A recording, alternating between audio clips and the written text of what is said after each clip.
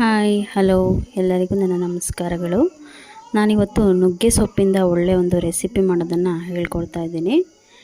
ನುಗ್ಗೆ ಸೊಪ್ಪನ್ನು ತೋಟದಲ್ಲಿ ಹರ್ಕೊಂಬಂದು ಈ ಥರ ಎಲ್ಲ ಎಲೆಯನ್ನು ಬಿಡಿಸ್ಕೊತಾ ಇದ್ದೀನಿ. ಹೆಸರು ಕಾಳು 1 ಕಪ್ಪು ಮತ್ತು ತೊಗರಿಬೇಳೆ 1 ಕಪ್ಪನ್ನು ಕುಕ್ಕರಲ್ಲಿ ಹಾಕಿ ಅದಕ್ಕೆ ನುಗ್ಗೆ ಸೊಪ್ಪನ್ನು ತೊಳೆದು ಅದನ್ನು ಕುಕ್ಕರಲ್ಲಿ ಹಾಕ್ತಾಯಿದ್ದೀನಿ. ಚೆನ್ನಾಗಿ ತೊಳಿಬೇಕು.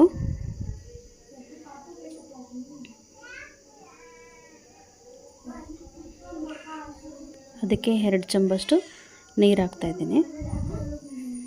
ಸ್ವಲ್ಪ ಉಪ್ಪನ್ನು ಹಾಕಿ ರುಚಿಗೆ ತಕ್ಕಷ್ಟು ಕುಕ್ಕರ್ ಲಿಡ್ನ ಕ್ಲೋಸ್ ಮಾಡಿ 1 ವಿಷಲನ್ನು ಆರಿಸ್ಕೊಂಡು ಅದನ್ನು ಪಾತ್ರೆ ಇಟ್ಟು ಬಸ್ಕೋಬೇಕು. ಅದಕ್ಕೆ ಮಸಾಲೆ ಕೊತ್ತಂಬರಿ ಕಾಳು 1 ಟೀ ಸ್ಪೂನಷ್ಟು, ಜೀರಿಗೆ 1 ಟೀ ಸ್ಪೂನಷ್ಟು ಮತ್ತು 2ರಿಂದ 3 ಬೆಳ್ಳುಳ್ಳಿ ಬಿಡಿಸ್ಕೊಂಡು ಹಾಕ್ಕೊಳ್ಳಿ. 1 ದೊಡ್ಡ ನೀರುಳ್ಳಿ ಹೆಚ್ಕೊಳ್ಳಿ.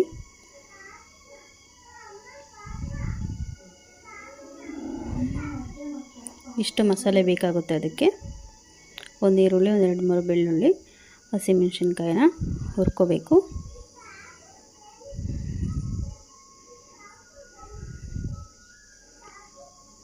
ಚೆನ್ನಾಗಿ ಹದವಾಗಿ ಹುರ್ಕೊಂಡ್ರಿ. ಅದನ್ನು ಪಕ್ಕಕ್ಕೆ ಎತ್ತಿಟ್ಕೊಂಡು ಅದೇ ಬಾಣಲೆಯಲ್ಲಿ ಮಸಾಲೆಯನ್ನು ಹುರ್ಕೋಬೇಕು. ಕೊತ್ತಂಬರಿ ಜೀರಿಗೆ ಸ್ವಲ್ಪ ಫ್ರೈ ಆದಮೇಲೆ ಈರುಳ್ಳಿ ಬೆಳ್ಳುಳ್ಳಿ ಹಾಕ್ಕೋಬೇಕು. ಅದನ್ನು ಹಸಿ ವಾಸನೆ ಹೋಗೋವರೆಗೂ ಹುರ್ಕೊಂಡು ಅದಕ್ಕೆ ಒಂದು ಸ್ವಲ್ಪ ಕರಿಬೇವು, ಹಸಿದಿದ್ದರೆ ಹಸಿದು ಹಾಕ್ಕೋಬೋದು. ಅದನ್ನು ಮಿಕ್ಸಿ ಜಾರ್ಗೆ ಟ್ರಾನ್ಸ್ಫರ್ ಮಾಡ್ಕೊಳ್ಳಿ. 1 ನಿಂಬೆಹಣ್ಣಿನ ಗಾತ್ರದಷ್ಟು ಹುಣಸೆಹಣ್ಣು ಹಾಕ್ಕೊಂಡು ಹಸಿಮೆಣಸಿನ್ಕಾಯಿ, ಕೊಬ್ಬರಿ ಹಾಕಿ ಬೇಯಿಸಿ ಬಸ್ತಿರೋ ಬೇಳೆನ 1 ಚಮಚದಷ್ಟು ಹಾಕ್ಕೋಬೇಕು. ಕೊತ್ತಂಬರಿ ಸೊಪ್ಪು ಹಾಕಿ ರುಬ್ಬಿ ನುಣ್ಣಗೆ ರುಬ್ಕೋಬೇಕು. ಇಟ್ಕೊಂಡಿರೋ ಕಟ್ಟಿಗೆ ರುಬ್ಬಿರೋ ಮಿಶ್ರಣವನ್ನು ಹಾಕಿ ಚೆನ್ನಾಗಿ ಗಂಟಿಲ್ದೇ ಇರುತ್ತೆ ಗೂರಾಡಿಕೊಂಡು ಮತ್ತೆ ರುಚಿಗೆ ಬೇಕಾದಷ್ಟು ಉಪ್ಪನ್ನು ಹಾಕ್ಕೋಬೇಕು.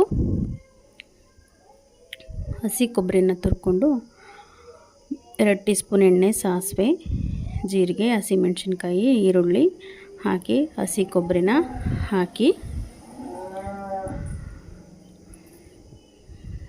ಬಸ್ತಿಟ್ಟಿರೋ ಕಾಳಿಗೆ ಅದನ್ನು ಮಿಶ್ರಣ ಮಾಡ್ಕೋಬೇಕು. ಬಿಸಿ ರಾಗಿ ಮುದ್ದೆ ಜೊತೆಗೆ ಈ ಗ್ರೇವಿನ ಹಾಕ್ಕೊಂಡು ಊಟ ಮಾಡ್ತಾಯಿದ್ರೆ ತುಂಬ ಟೇಸ್ಟಿಯಾಗಿರುತ್ತೆ. ಅನ್ನಕ್ಕೂ ಕೂಡ ತುಂಬ ಟೇಸ್ಟಾಗಿರುತ್ತೆ. ನಿಂಬೆಹಣ್ಣು ಹಾಕ್ಕೋಬೇಕು, ತುಂಬ ಚೆನ್ನಾಗಿರುತ್ತೆ. ತುಪ್ಪ, ರಾಗಿ ಮುದ್ದೆ ಮತ್ತು ಬಸ್ಸಾರು ಕಾಳು